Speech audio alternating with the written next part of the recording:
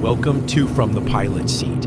Join me as we explore real aviation stories, lessons learned, and incredible flying machines. If you love flying or want to learn, hit subscribe and come along for the ride. For deeper insights, check out my books, Lessons from the Sky and From the Pilot Seat. They could make all the difference on your next flight.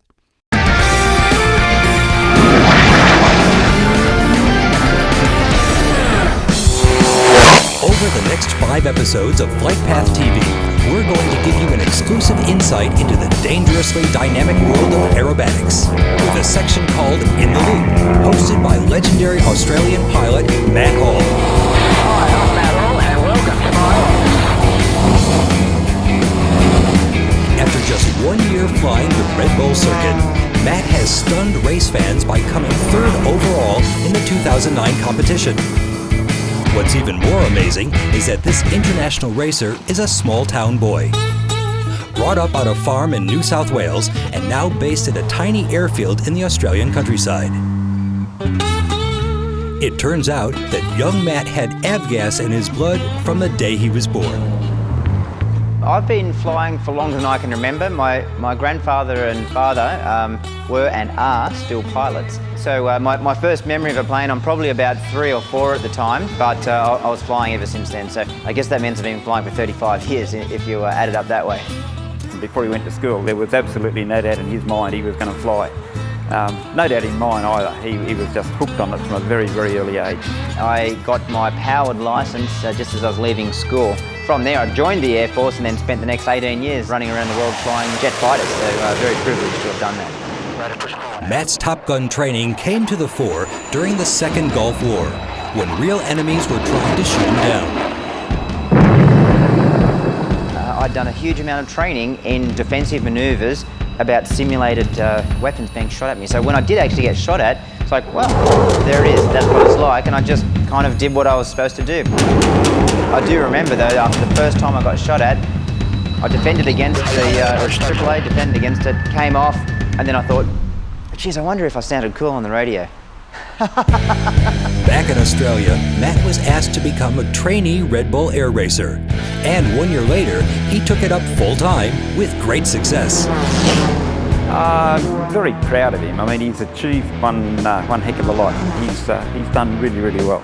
As if Matt wasn't busy enough, for fun he flies his own vintage Warbird, a P-51 Mustang, at events like the Temora Air Show. My wife had always joked that she was going to buy me a Mustang one day, and one day I got home from work and she told me she had, so yeah, we bought a share, mortgaged the house to do it, so we're not rich people, we just wanted it. And then I went and did my conversion onto it and I've been flying it for about 3.5 years now.